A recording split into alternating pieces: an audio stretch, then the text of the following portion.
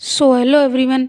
ये डिक्टेशन आनंद आशु लिपि मासिक पत्रिका अंक 21 प्रतिलेखन संख्या 3 और 4 से ली गई है। डिक्टेशन की स्पीड होगी 80 शब्द प्रति मिनट। डिक्टेशन स्टार्ट होगी 5 सेकंड बाद।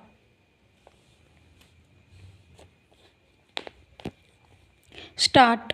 उपाध्यक्ष महोदय, मैं सबसे पहले इस बिल के प्रस्तावक को धन्यवाद देना चाहता हूँ कि उन्होंने इस बिल के माध्यम से युवकों की समस्याओं के बारे में चर्चा करने का अवसर दिया और एक व्यापक युवा नीति को निर्धारित करने की आवश्यकता पर भी बल दिया।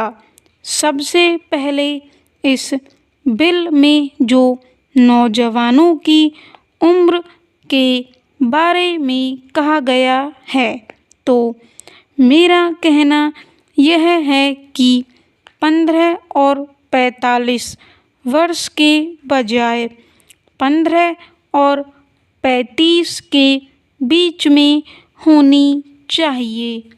दूसरी बात यह है कि हम अनुभव करते हैं कि इस समय जो युवाओं की ऊर्जा है उसका हम उपयोग कैसे करें।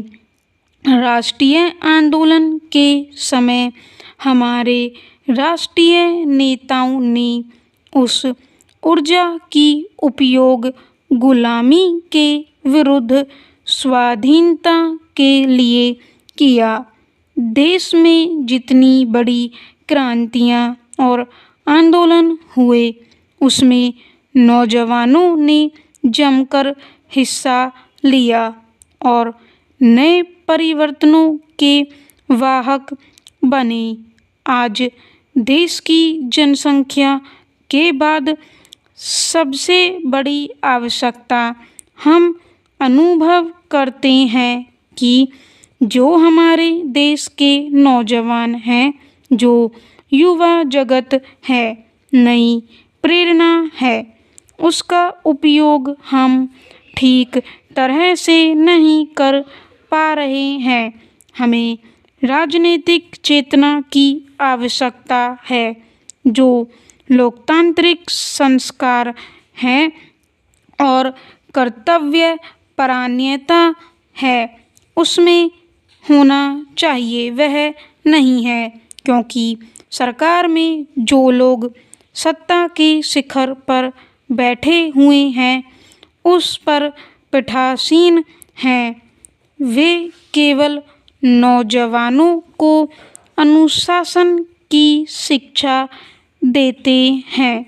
आज समाज में अनुशासनहीनता का इतना बड़ा खतरा नहीं है जितना बड़ा खतरा मर्यादाहीनता का है।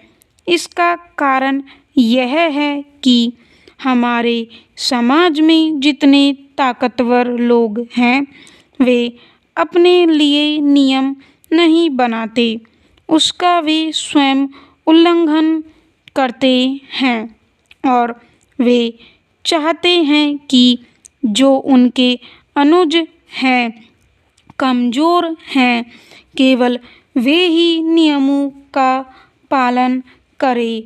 इसलिए मैं इस बिल में सबसे पहली बात कहूँगा कि नौजवानों में राजनीतिक चेतना जागृत होनी चाहिए और इसके लिए जो अनिवार्य शिक्षा है मैं उसका समर्थन करता हूँ। मैं यह मानता हूँ कि नौजवानों को शिक्षा का अधिकार होना चाहिए।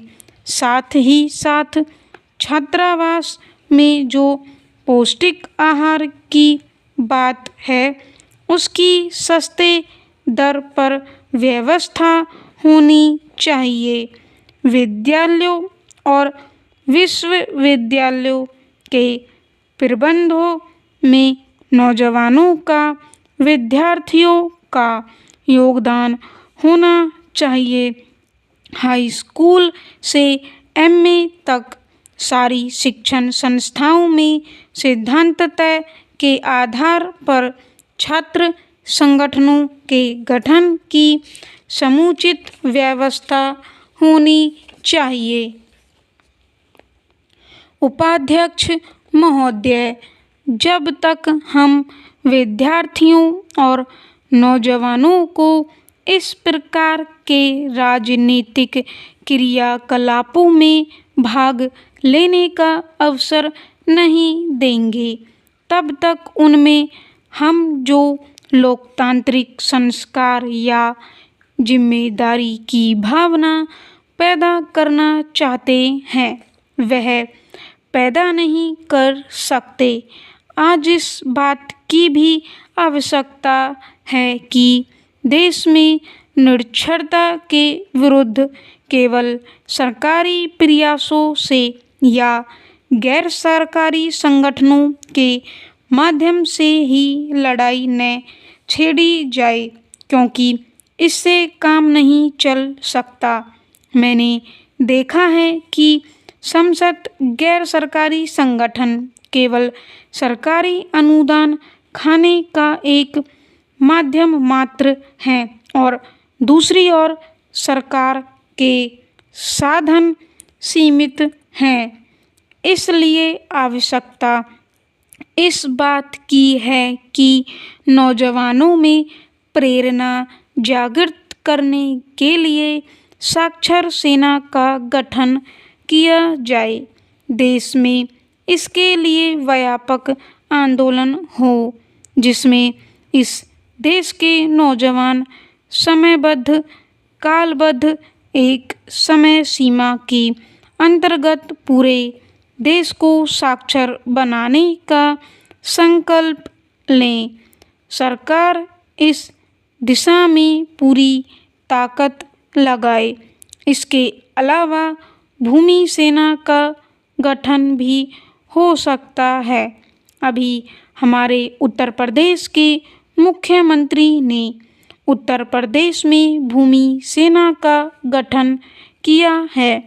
उसी तरह राष्ट्रीय स्तर पर भी यदि भूमि सेना का गठन किया जाए तो उसका उपयोग हम देश की पड़ती बंजर जमीन को तोड़ने के लिए कर सकते हैं, सिंचाई के साधनों के विस्तार के लिए कर सकते हैं और देश की पूरी युवा शक्ति को एक नई दिशा प्रदान कर सकते हैं।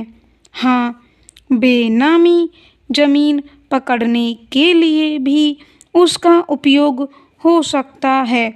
भूमि सेना का गठन हो जाने से विघटनकारी शक्तियों से देश को मुक्त कराने का अवसर भी मिलेगा।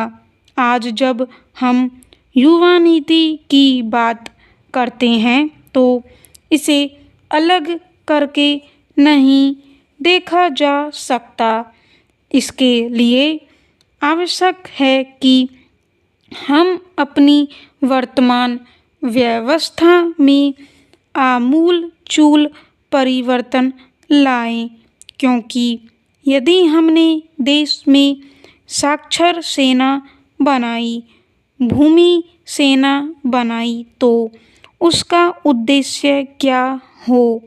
आज हमारे समाज में जिस तरह की विषमता है, हमारे समाज में जिस तरह की संस्कृति फल फूल रही है कि जो जितनी ज़्यादा मेहनत करेगा, पसीना बहाएगा, वह उतना ही खाने को मोहताज रहेगा और दूसरी ओर जो जितनी कमीशनखोरी करेगा, इधर का माल उधर करेगा, वह मज़ा करेगा। आज हमें समाज में पसीने की कीमत को, पसीने की इज्जत को फिर से प्रतिष्ठित करना होगा, ताकि समतावादी समाज की स्थापना की जा सके। स्टॉप।